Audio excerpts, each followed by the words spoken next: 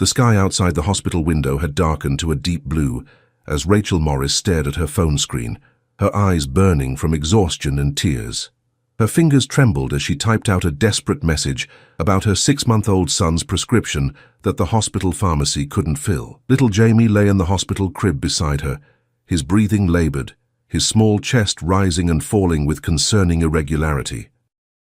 The specialized medication he needed wasn't available at the hospital pharmacy, and the earliest they could get it was 3 days away. Time Jamie didn't have. "I need help," Rachel whispered to herself as she typed frantically. "Jamie's medicine isn't available here. The doctor says he needs it within 24 hours, or they'll have to put him on a ventilator. I don't know what to do." She hit send without checking the recipient, too frazzled to notice she had selected the wrong contact. Rachel had meant to text her sister, Natalie, who worked at a pharmacy in the next town over. Instead, the message went to a number she'd saved months ago when applying for jobs.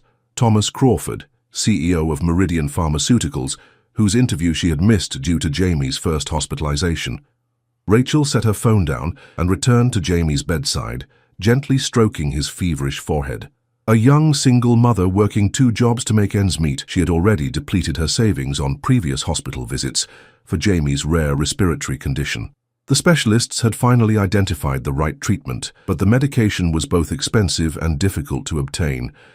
The irony wasn't lost on her. She had once applied to work at the very pharmaceutical company that manufactured the drug her son now desperately needed. Her phone buzzed unexpectedly. Assuming it was Natalie, Rachel grabbed it without looking. The response made her freeze. "Dr. Martinez is already on his way with the medication. Which hospital and room number?" Rachel stared at the message, confusion replacing her despair for a moment. She checked the contact name, Thomas Crawford, CEO.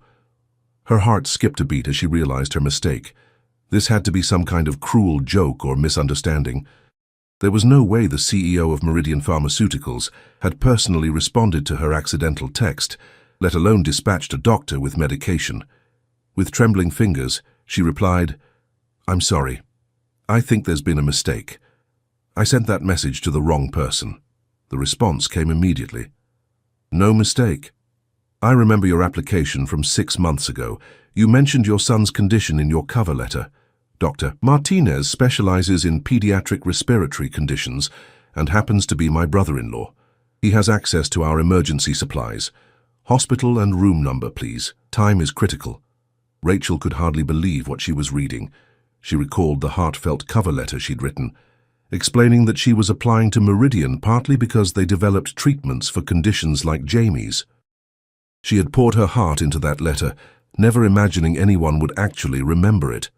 "St. Mary's Hospital, Pediatric Wing, room 304, she typed back, her hands shaking so badly she had to correct several typos. "He'll be there in 20 minutes. Hang tight," came the reply. Rachel set her phone down and looked at Jamie, afraid to hope. The night nurse, Penny, entered to check Jamie's vitals. "His oxygen levels are still lower than I'd like," Penny said with a frown. "The doctor might want to discuss ventilation options soon if we can't get that medication." "Someone might be bringing it," Rachel said, her voice barely above a whisper. "At least, I think so." Penny raised an eyebrow. "That would be quite something. That particular medication isn't easy to come by." "I know it sounds crazy," Rachel admitted. "I accidentally texted the CEO of the company that makes it, and he said he's sending someone." Penny's expression softened with sympathy. "Oh, honey. Let's not get our hopes up too high, okay? Why don't you try to rest a bit while I'm here with Jamie?" Rachel nodded, understanding why Penny didn't believe her. It sounded impossible even to her own ears. She settled into the uncomfortable hospital chair beside Jamie's crib, her eyes heavy with exhaustion. The past week had been a blur of doctors, tests, and terrifying moments when Jamie's breathing became so labored that alarms would sound, bringing nurses running. She must have dozed off because she startled awake at the sound of voices in the hallway. Penny was speaking to someone outside the door. Rachel checked her phone.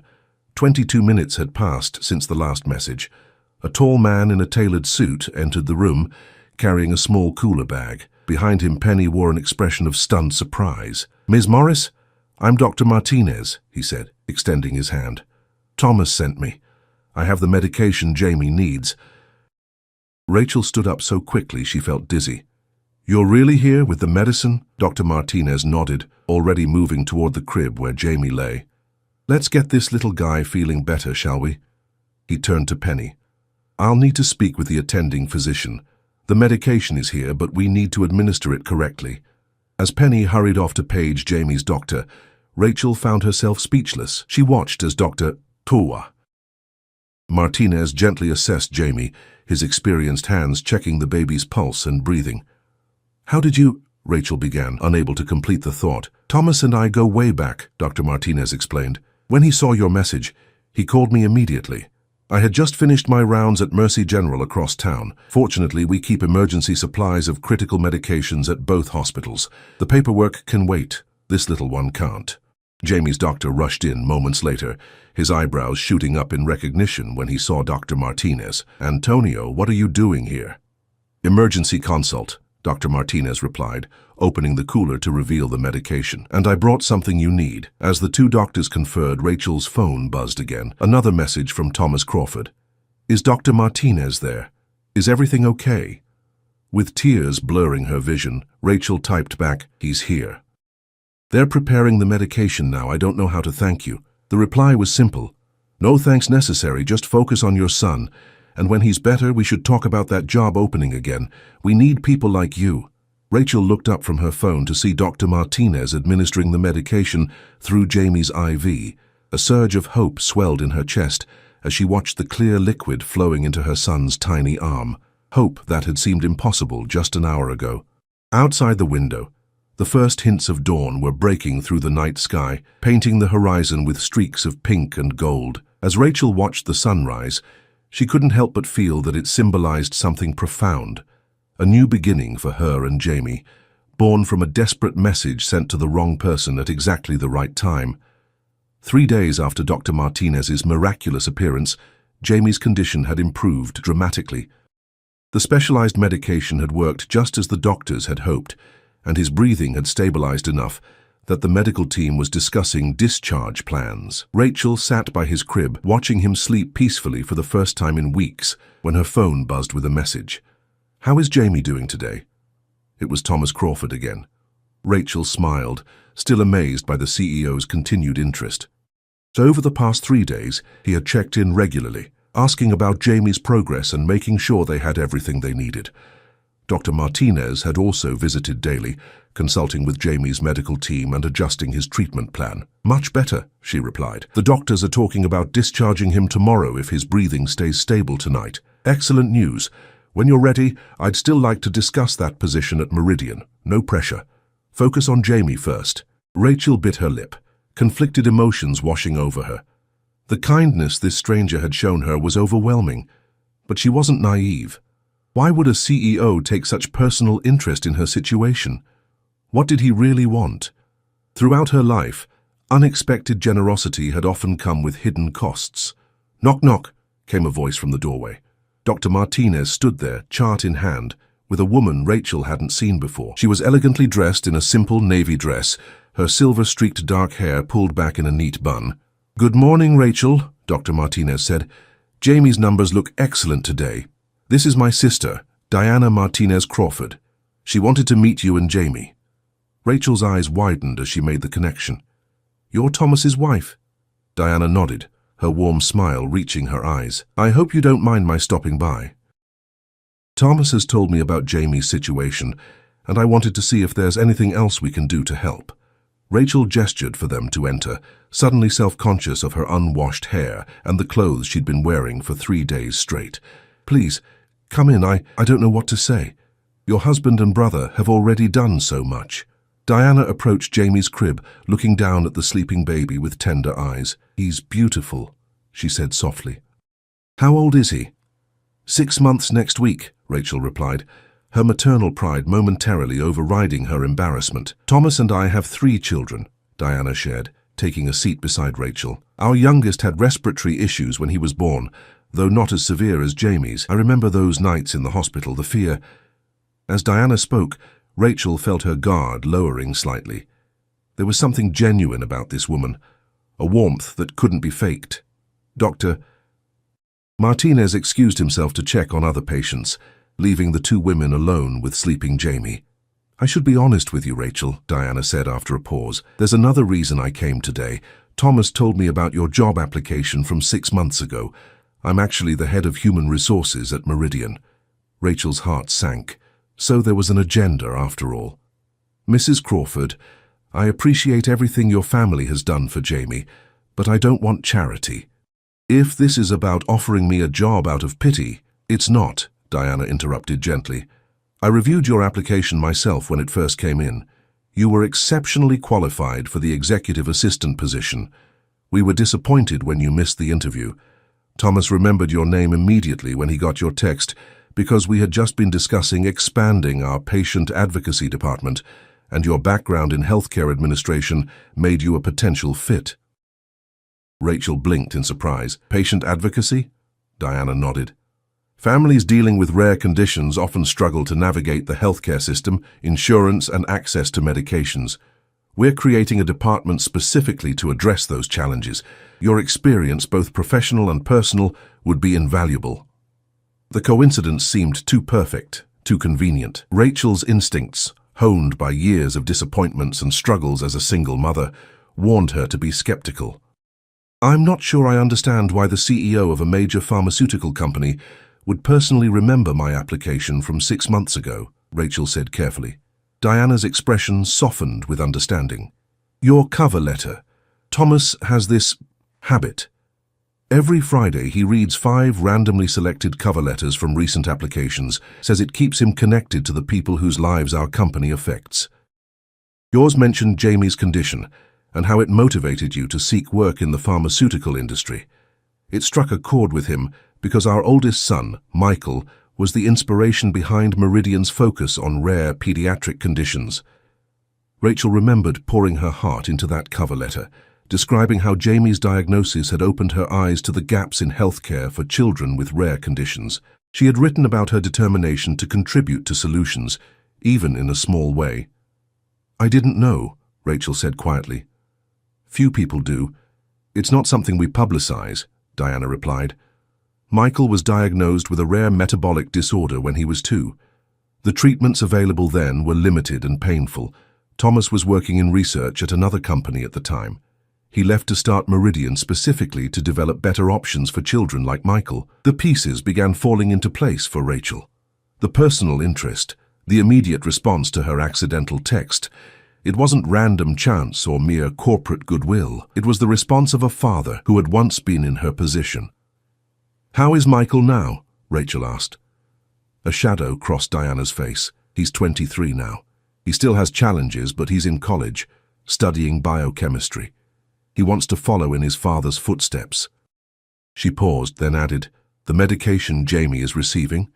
It's part of a class of treatments that didn't exist when Michael was small. That's what drives Thomas, making sure other children have options our son didn't have. Rachel looked down at Jamie, peaceful in sleep, his breathing steady and strong. Just days ago she had been terrified of losing him. Now, unexpectedly, his illness had connected them to people who understood their struggle in a way few others could. The position, Rachel said slowly, what would it entail exactly? Working directly with families navigating treatment for rare conditions, helping them understand their options, connecting them with resources, advocating with insurance companies. It's demanding work, emotionally and intellectually, but with flexible hours and excellent benefits, including childcare. The mention of childcare made Rachel's breath catch. Childcare costs had been her biggest struggle since Jamie was born, forcing her to piece together a patchwork of arrangements with friends and family while working odd hours at 2 different jobs. It sounds almost too perfect, Rachel admitted. Diana smiled. Nothing's perfect, believe me. The job has its challenges, but from what Thomas has told me, and from what I can see, you're someone who doesn't shy away from challenges. As they talked, Jamie stirred in his crib, his little eyes fluttering open. He made a soft cooing sound that immediately drew Rachel's attention. She leaned over, checking his breathing instinctively before picking him up. "Hello, my sweet boy," she murmured, cradling him against her shoulder. "Did you have a good nap?" Diana watched them with a knowing smile. "When you're ready, after Jamie is home and settled, come in for a proper interview. No special treatment, just a fair chance based on your qualifications. That's all Thomas and I want to offer." Jamie gurgled and reached out a tiny hand toward Diana, his curious eyes fixed on the new person in his world. Without thinking, Rachel stepped closer, allowing Diana to gently clasp Jamie's outstretched fingers. "He has a strong grip," Diana observed, her professional demeanor momentarily giving way to grandmotherly delight. "Strong everything," Rachel said with a tired smile. "Strong lungs when he's feeling well, strong opinions about bedtime, strong determination to put everything in his mouth." They shared a laugh, the simple moment bridging the vast differences in their lives. As Diana prepared to leave, promising to have her assistant send details about the position, Rachel felt something she hadn't experienced in a long time. The tentative blossoming of hope, not just for Jamie's health, but for their future together. 1 month after Jamie's hospitalization, Rachel sat at her new desk in the Meridian Pharmaceuticals headquarters, organizing patient files for her first independent case. The transition had been surreal, from struggling single mother working 2 jobs to patient advocacy coordinator with a salary that covered their needs and then some. Jamie was thriving in the company's on-site daycare center, just 2 floors below her office, allowing her to visit him during lunch breaks. The interview process had been surprisingly rigorous, despite Diana's personal involvement. Rachel had gone through 3 rounds of interviews with different department heads, completed a complex case study, and met with the entire patient advocacy team. No special treatment as promised, just a fair chance to prove her qualifications. When the offer came, she knew she had earned it. Settling in okay, Thomas Crawford appeared in her doorway, his tall frame leaning casually against the jamb. Despite his position, he dressed more like a university professor than a CEO. Khakis, button-down shirts with rolled-up sleeves, and always slightly rumpled, as if he'd been too deep in thought to notice his appearance. "Yes, thank you," Rachel replied, still not entirely comfortable with how accessible the CEO made himself. "I'm just preparing for my meeting with the Wilson family tomorrow." Thomas nodded, his expression turning serious. "Tough case. 7-year-old with the same condition that nearly took Jamie. Insurance company is balking at the treatment cost." "I know," Rachel said, determination creeping into her voice. "That's why I requested this specific case. I understand what they're going through." "That's exactly why you're perfect for this department." Thomas stepped fully into her office and closed the door behind him, which struck Rachel as unusual.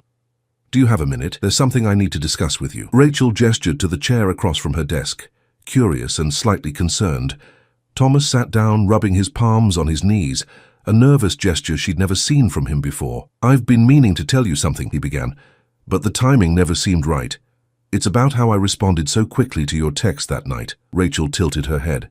"Diana explained about Michael and how your family's experience with his condition inspired Meridian. That's true, but it's not the whole story." Thomas took a deep breath. "Your text message wasn't the first time your name crossed my desk. I already knew who you were before you applied to Meridian." Rachel felt a chill run down her spine. "I don't understand." 5 years ago, Meridian was developing a new treatment for pediatric respiratory conditions. We were conducting clinical trials, but we needed more genetic diversity in our test subjects. Your mother, Margaret Morris, was a nurse at County General Hospital. She helped us identify potential candidates." Rachel stiffened. Her mother had died 3 years ago from breast cancer before Jamie was born. "My mother worked with Meridian," Thomas nodded. "Not directly with the company, but with our research team. She was passionate about improving treatments for children with respiratory conditions. She mentioned that her own daughter, you, had suffered from breathing issues as a child." The revelation hit Rachel like a physical blow. She had indeed struggled with severe asthma as a child, but her mother had rarely discussed it. "I still have asthma, but it's controlled now. I didn't realize my mother was involved in respiratory research." "She wasn't just involved," Thomas said quietly. "She was instrumental. Margaret identified a pattern in respiratory cases that helped our researchers refine the treatment protocol. The medication that saved Jamie.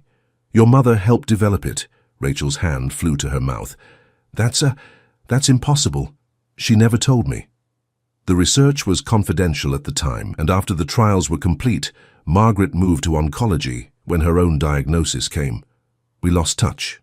Thomas leaned forward. "When I saw your name on that job application 6 months ago, I recognized it immediately. I requested your file from HR specifically because I wanted to know if you were Margaret's daughter. And then you just happened to remember me when I accidentally texted you? Rachel asked, skepticism edging into her voice. Thomas shook his head. Not exactly. After you missed the interview, I had Diana flag your file in case you applied again. When your text came through that night, it wasn't just random chance that I responded. I had your number saved with a note about who you were. Rachel sat back in her chair, trying to process this information. So all of this, the job offer, the help with Jamie, it's because of my mother? No, Thomas said firmly. The help with Jamie was because a child needed medication, and I was in a position to provide it. The job offer came because you're qualified, but yes, I did recognize your name because of your mother, and that's why I responded to your text personally instead of ignoring it as a wrong number. Rachel stood up and walked to the window, needing distance.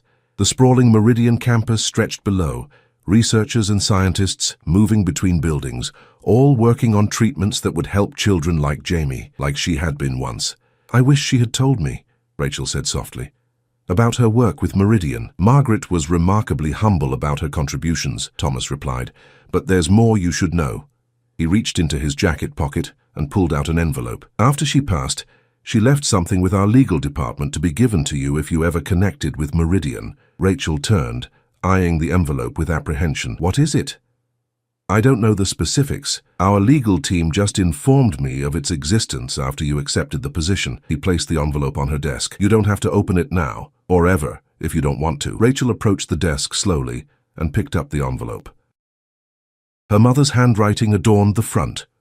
For Rachel, when the time is right, the sight of those familiar loops and curves brought tears to her eyes. I'll leave you alone, Thomas said, standing. Take the rest of the day if you need it. After Thomas left, Rachel sat with the envelope for a long time, tracing her mother's handwriting with her fingertip. Finally, she took a deep breath and broke the seal. Inside was a letter and a small key. Rachel unfolded the paper, her hands trembling.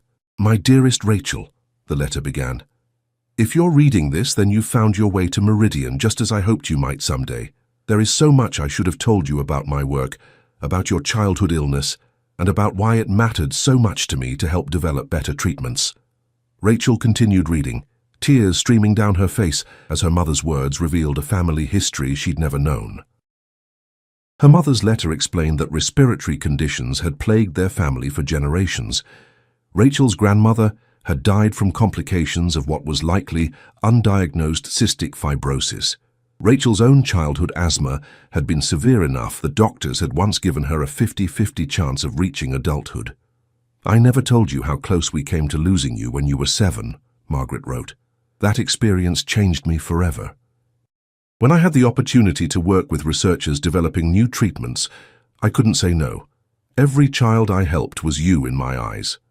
The letter went on to explain that Margaret had used her nurse's salary to purchase shares in Meridian when the company first went public.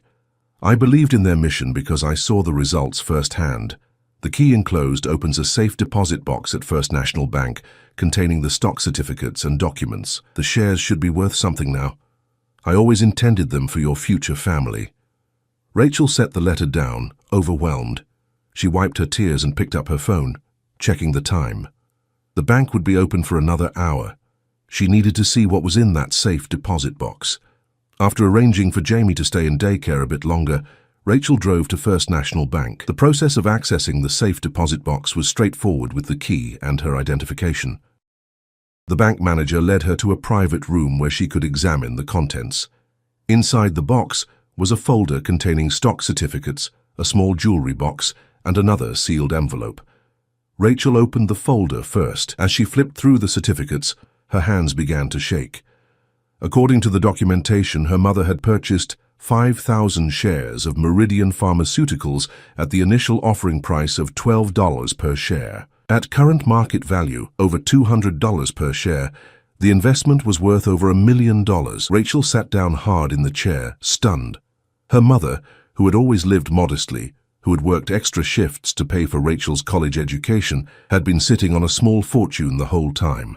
The jewelry box contained a simple silver locket with a tiny photograph of Rachel as a baby. The second envelope held another letter, shorter than the first. This wealth was never what mattered to me, her mother had written. What mattered was that you would have the chance to grow up, fall in love, have children of your own if you wished. The money is yours now. Use it wisely, but remember that our true legacy isn't financial, it's the difference we make in others' lives. Your new connection with Meridian isn't coincidence, it's the continuation of something I helped start. I'm so proud of the woman you've become." Rachel clutched the locket to her chest, a complex mixture of emotions washing over her. Grief at the lost years and conversations she could have had with her mother, anger that such important family history had been kept from her, but also profound gratitude and a growing sense that her accidental text to Thomas Crawford might not have been so accidental after all. As she drove back to Meridian to pick up Jamie, Rachel's mind raced with questions. What would she do with this unexpected inheritance? How would it change their lives? And most importantly, how could she honor her mother's legacy while forging her own path forward? 3 months later, Rachel stood at the podium in Meridian's main conference hall, her heart racing as she faced the crowd gathered for the launch of the Margaret Morris Family Support Initiative. The program, funded partly by her mother's Meridian stock and matched by the company, would provide comprehensive support to families with children suffering from rare respiratory conditions, covering not just medical expenses, but also transportation, accommodation during hospital stays, childcare for siblings and mental health services. Jamie, now 10 months old and thriving, sat on Diana's lap in the front row, babbling happily and reaching toward Rachel whenever she glanced his way. Beside them sat Dr. Martinez and Thomas Crawford, both beaming with pride. In the second row was Michael Crawford, Thomas and Diana's oldest son, now a graduate student in biochemistry, whose research focused on the very condition that had affected him as a child. "My mother believed that medical treatment was just one piece of the healing puzzle," Rachel said, her voice steady despite her nerves. "Families need comprehensive support to navigate the frightening journey of a child's serious illness. This initiative aims to provide that support, inspired by a nurse who quietly changed countless lives, including mine." As Rachel continued her presentation, detailing how the initiative would function and who it would serve, she couldn't help reflecting on the whirlwind of the past 4 months. From that desperate night in the hospital to this moment of creation and purpose, the journey had been extraordinary. After discovering her inheritance, Rachel had approached Thomas with a proposal. She would use half of her mother's Meridian stock to establish a foundation supporting families affected by pediatric respiratory conditions if Meridian would match the funding and provide organizational support. Thomas had not only agreed immediately, but had also involved Michael in the planning, bringing his first-hand experience as a patient to the table. "Today, we announce our first 10 recipient families," Rachel continued, gesturing to a section of the audience where parents sat with their children, some in wheelchairs, others with portable oxygen, all with the weary but hopeful expressions Rachel knew so well from her own mirror. "These families represent the beginning of what we hope will become a nationwide support network." Among them sat the Wilsons, Rachel's first case at Meridian. 7-year-old Zoe Wilson, now receiving the same medication that had saved Jamie, waved enthusiastically at Rachel from her mother's lap. After weeks of negotiation, Rachel had convinced their insurance company to cover the treatment, using a combination of medical evidence, persistence, and the subtle leverage of Meridian's legal team. As Rachel concluded her speech to warm applause, she felt a sense of rightness that had been missing from her life for a long time. This was what her mother had been working toward, not just better medications, but better support for the families whose lives were upended by illness. The formal reception following the announcement gave Rachel the opportunity to speak with many of the families who would benefit from the initiative. As she knelt to chat with Zoe Wilson about her new puppy, she felt a tap on her shoulder. "Ms. Morris, I'm sorry to interrupt." A tall, slender man with kind eyes and a hesitant smile stood behind her. "I'm Dr. Noah Bennett. I work in Meridian's research division." Rachel stood, shaking his offered hand. "It's nice to meet you, Dr. Bennett. Are you involved with respiratory treatments?" "Please, call me Noah, and yes, I specialize in pediatric respiratory pharmacology." He glanced down at Zoe, who was now showing him pictures of her puppy on her mother's phone. "I actually helped refine the medication protocol that both Zoe and your son are using." Rachel's interest piqued immediately. "Really? Then I have you to thank for Jamie's recovery." Noah shook his head, his expression humble. It was a team effort, and I understand your mother played a crucial role in the early stages. The mention of her mother caught Rachel off guard. How you knew about my mother's contribution? Everyone in our department knows Margaret Morris's name, Noah said with genuine respect. Her observations about treatment response patterns across different genetic backgrounds were groundbreaking. When I heard about this initiative, I knew I had to attend. Before Rachel could respond, Jamie's excited squeal caught her attention. Diana was bringing him over, his little arms reaching for Rachel. Someone got tired of sitting still, Diana said with a smile, transferring Jamie to Rachel's arms. He's been watching you work the room like a pro. Jamie immediately snuggled against Rachel's shoulder, then turned his curious eyes to Noah. After a moment of consideration, he offered Noah a gummy smile and reached out a tiny hand. "Hello there, young man," Noah said softly, letting Jamie grasp his finger. "You're looking very well indeed. Dr. Bennett, Noah was just telling me he helped develop Jamie's medication," Rachel explained to Diana. Diana's eyes lit with recognition. "Noah, I should have introduced you 2 weeks ago. Noah recently transferred from our Boston research facility. He's taking over as head of the pediatric respiratory team here." A flush crept up Noah's neck. "I'm still settling in. The promotion was unexpected, but well-deserved," came Thomas's voice as he joined their small circle. "Noah's innovations have reduced side effects by almost 40% in our newest formulations." He clapped Noah on the shoulder. "He's too modest to mention it, but he's also volunteered to provide scientific guidance for the Margaret Morris Initiative." Rachel studied Noah with new interest. There was something genuine about him, a quiet passion for his work that reminded her of how her mother had described the researchers she admired. "We could definitely use the scientific expertise," Rachel acknowledged. "Most of our advisors come from the patient advocacy side." "I'd be honored to help," Noah said. "Actually, I've been reviewing some of the case files for the initial recipient families. There are patterns emerging that might help us refine treatments further." Jamie, growing restless, began to squirm in Rachel's arms. "I think someone needs to move around," she said, bouncing him gently. "The garden terrace is quiet," Noah suggested. "I was just heading there for some fresh air myself. You're welcome to join me if you'd like to continue our conversation." Diana and Thomas exchanged a quick glance that Rachel pretended not to notice. "That sounds perfect," Rachel replied. "Jamie loves being outdoors."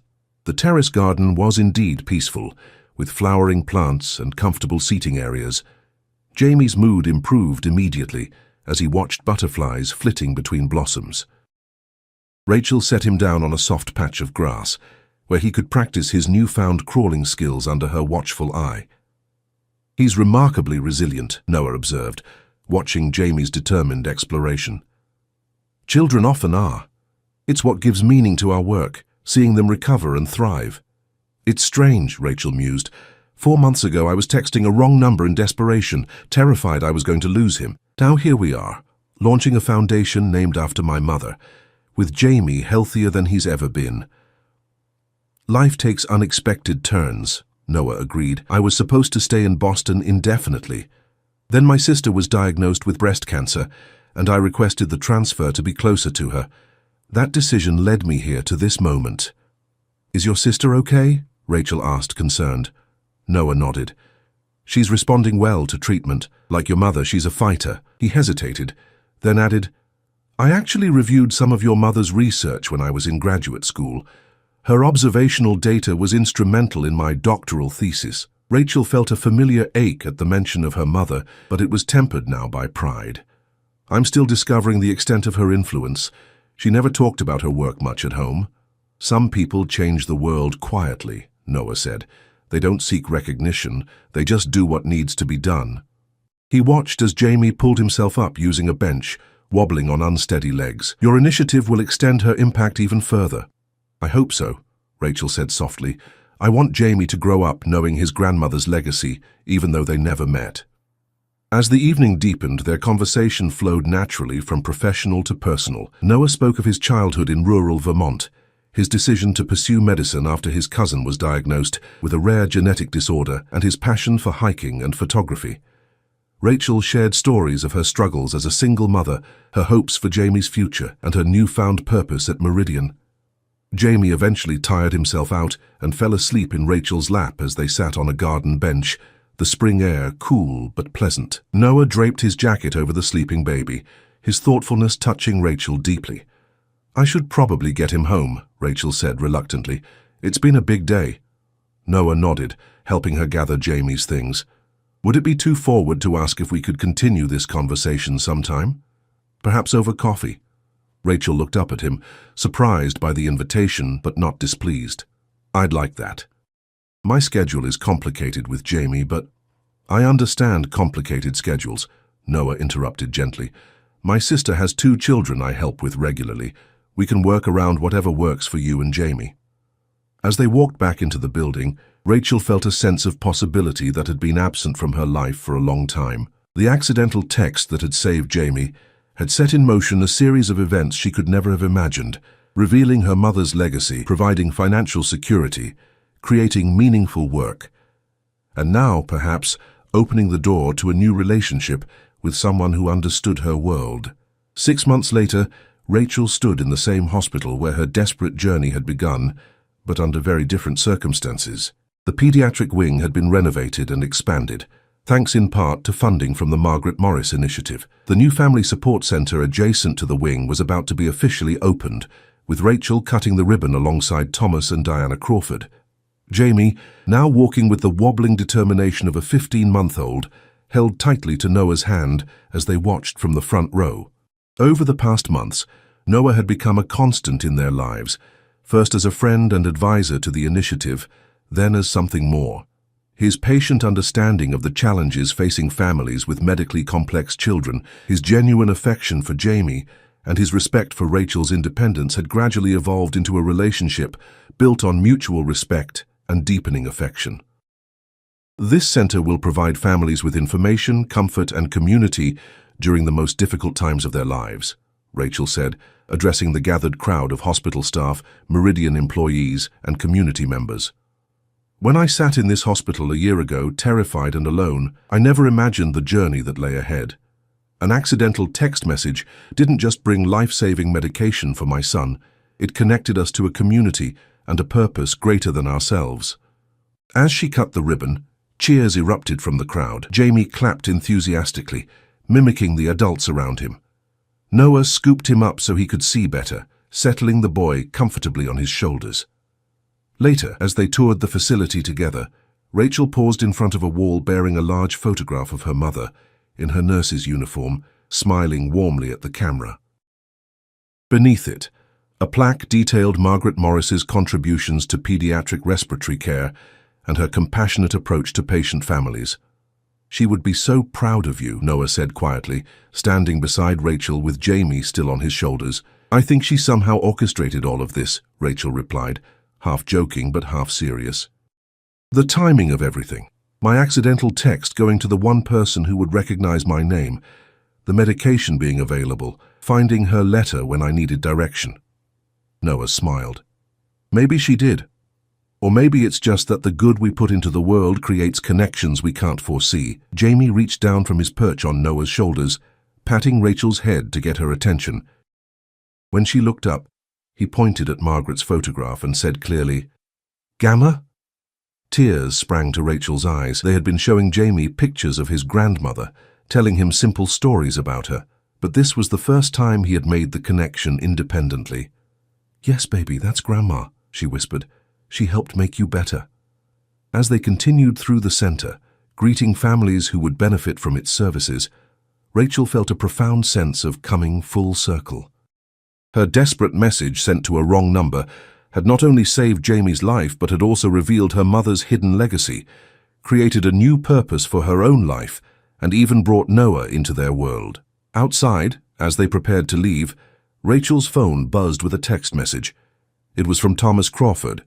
"Margaret would be proud of all you've accomplished. You've turned an accident into a mission. That's the true measure of resilience." Rachel smiled, typing back a simple thank you before slipping her phone into her pocket. She took Jamie from Noah's shoulders, hugging her son close as they walked to the car together, a family forged through challenge, chance, and choice, the unexpected message that had changed everything.